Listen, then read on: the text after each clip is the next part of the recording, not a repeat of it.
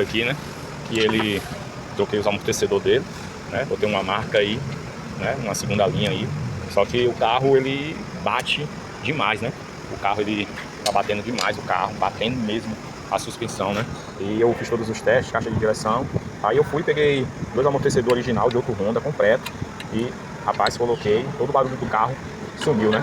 Então eu cheguei à conclusão que esses carros Honda, eles não dão para ficar trabalhando com peça similar não, tem que ser peça original mesmo, senão o carro bate, transmite barulho como se a suspensão tivesse toda arrebentada, né? Aqui nesse Honda eu vou estar trocando os coxins, né, original, e os amortecedores e o rolamento também, né? E vamos que vamos. Aqui está, né, o coxim original, né? Você pode observar. O amortecedor também tá aqui. Então o amortecedor, né? Lembrando que ele vem cofap, né? Ele vem cofap. E tá aqui, né? R, lado direito, né? Aí esse R aí significa que ele é lado direito.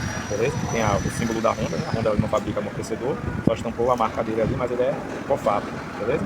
Vamos que vamos.